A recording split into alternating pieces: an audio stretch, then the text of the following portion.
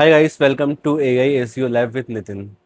जरा सोचिए, आपने एआई से अपने बिजनेस या सर्विस के बारे में कुछ सिंपल सवाल पूछा, लेकिन जवाब आपको मिलता है बिल्कुल गलत। कभी आपकी वेबसाइट का नाम गलत है, कभी वहाँ पे एड्रेस गलत है, और कभी वहाँ पे सर्विस ही गलत मेंशन करके रखी है। तो आपके मन में आता है कि एआई इतना स्मार्ट होने के बाद भी इतना कंफ्यूज कैसे हो सकता है। असल में प्रॉब्लम एआई की नहीं होती, प्रॉब्लम होती है डेटा की। जब एक ही बिजनेस के बारे में अलग अलग जगह पर अलग अलग इन्फॉर्मेशन होती है, जब फैक्ट्स एक सोर्स पर कुछ और होते हैं और दूसरे सोर्स पर कुछ और होते हैं, तो यहाँ पे रिलेशनशिप ब्रोकन हो जाती है। और फिर एआई भी कंफ्यूज हो जाता है कि उसे क्या दिखाना है और क्या नहीं। और आज के इस वीडियो में हम इसी प्रॉब्लम को समझेंगे, जिसे कहते हैं ब्रोकर एंटिटी रिलेशनशिप, और इसका सॉल्यूशन होता है नॉलेज ग्राफ इंजेक्शन। चलो इसे हम सिंपल लैंग्वेज में समझते हैं। मान लीजिए आपके बिजनेस के कई नाम हैं और अलग अलग जगह पे अलग अलग तरीके से मेंशन किया हुआ है। कहीं पर लिखा हुआ है माइक्रोसॉफ्ट कॉरपोरेशन, कहीं पर माइक्रोसॉफ्ट आईएनसी, कहीं पर एमएसएफटी और कहीं पर माइक्रोसॉफ्ट यूएसए। अब आपको या मुझे लगेगा कि सेम कंपनी है, बट एआई इसको बिल्कुल डिफरेंटली ट्रीट करता है।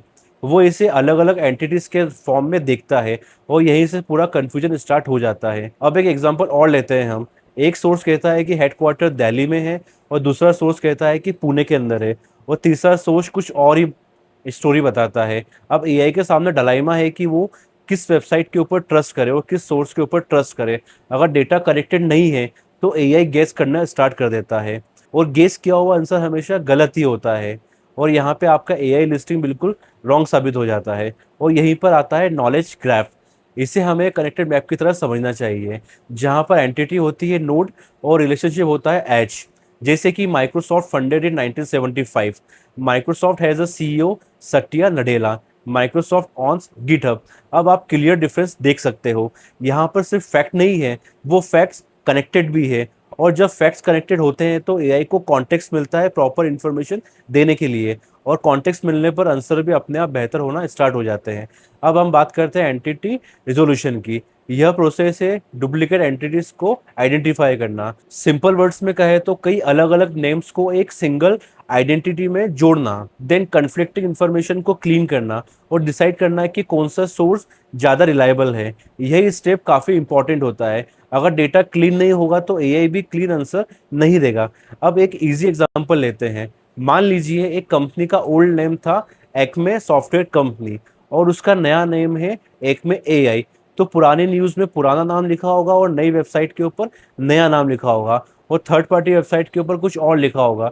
अगर ग्राफ के अंदर कोई रिलेशन नहीं होगा तो एआई सोचेगा ये दोनों अलग अलग कंपनीज है। बट अगर हम ग्राफ में लिख दें एक में एआई प्रीवियसली नॉन एज एक में सॉफ्टवेयर कंपनी, तो एआई इंस्टेंटली समझ जाता है कि दोनों सेम एंटिटी है। यही पावर होता है क्लीन डेटा का। अब एक प्रैक्टिकल एग्जांपल लेते हैं। मान लीजिए दो लिस्टिंग में एड्रेस अलग अलग है, एक में इंदौर और दूसरे में भोपाल, और यहाँ पर आपको कैनोनिकल एंटिटी चूज करनी पड़ती है, रिलायबल सोर्सेस को अटैच करना पड़ता है, और जहां पॉसिबल हो वहां पे आपको कॉन्फिडेंस स्कोर भी ऐड करना पड़ सकता है। फिर एआई को सिग्नल मिलता है कि वो ज़्यादा कॉन्फिडेंट आंसर देना स्टार्ट कर सके। अब सोचिए अगर माइक्रोसॉफ्ट गिटहब रिलेशनशिप मिसिंग होगा तो एआई को नहीं पता चलेगा कि एक्विजिशन कब हुआ था, और जब रिलेशनशिप मिसिंग होगा तो रीजनिंग भी वीक होगी। इसीलिए ग्राफ में कनेक्शन ऐड करना काफी इंपॉर्टेंट हो गया है। अब मैं ग्राफ के अंदर मेंशन करता हूँ माइक्रोसॉफ्ट एक्वायर्ड गिटहब इन 2018। अब एआई के पास सिर्फ फैक्ट नहीं है, बल्कि रिलेशन भी है, और रिलेशन ही इंटेलिजेंस को पावरफुल बनाता है। अब यह पूरा सिस्टम पर्टिकुलरली बहुत सिंपल तरीके से काम करता है। फर्स्ट स्टेप में डेटा कलेक्शन होता है। फ्रॉम डिफरेंट सोर्सेज से इंफॉर्मेशन गैदर की जाती है। वहाँ पर website, database, API, Google business profile, LinkedIn, directories और एफएक्यू पेजेस भी हो सकते हैं। सेकंड स्टेप होती है आपकी एंटिटी एक्सट्रैक्शन की। यहाँ पर कंपनीज, पीपल, सर्विस, प्रोडक्ट्स और लोकेशंस को आइडेंटिफाई किया जाता है। और थर्ड स्टेप होता है रिलेशनशिप डिस्कवरी की। कौन किससे कनेक्टेड है, कौन किसका ऑनर है, कौन किस जगह पर बेस्ड है, और कौन कौन सी सर्विस देता है। और फोर्थ स्टेप में आता है entity resolution and D duplication.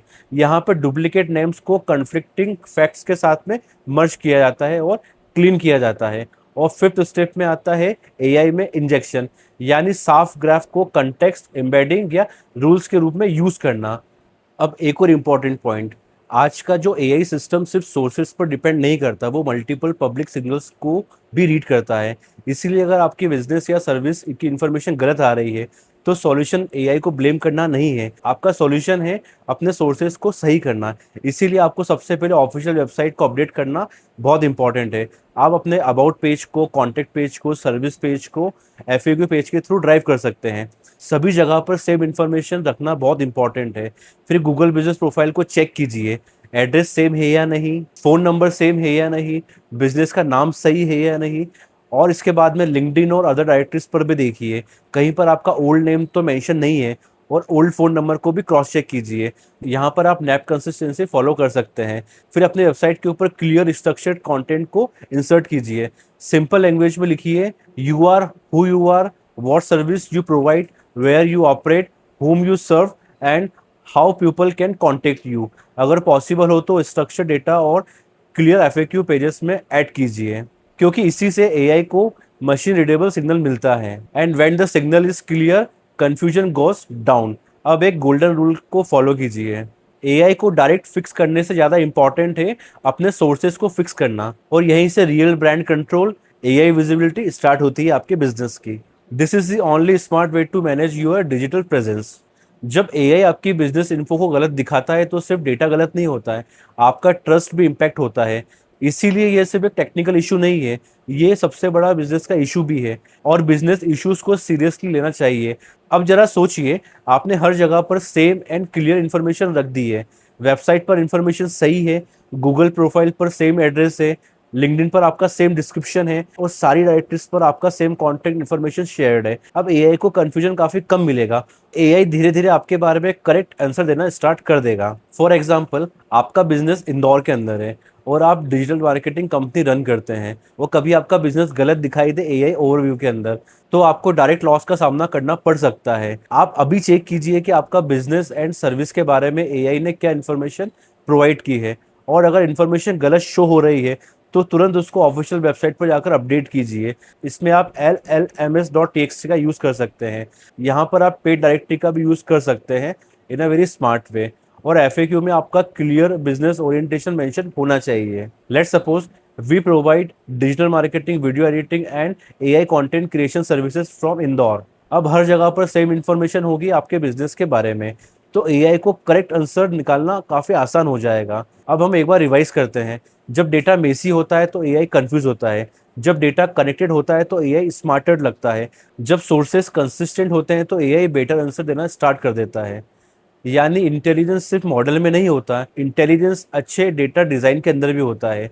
अगर आपको ये समझ आ गया है तो नेक्स्ट स्टेप आपके लिए बहुत सिंपल है। अपने बिजनेस के पब्लिक इंफॉर्मेशन पॉइंट को चेक कीजिए, कंसिस्टेंसी को देखिए, कॉन्फ्लिक्ट्स को हटाइए, और जहां जरूरत हो वहां पे ऑफिशियली अपडेट कीजिए। दोस्तों, एआई को ब्लेम करना इजी होता है, बट स्मार्ट मूव होता है अपने सोर्सेज को इतना साफ कर दो कि एआई खुद आंसर देना स्टार्ट कर दे। अगर आपको वीडियो यूजफुल लगी हो तो प्लीज लाइक कीजिए और सब्सक्राइब कीजिए। Thank you so much guys for your time. Bye bye.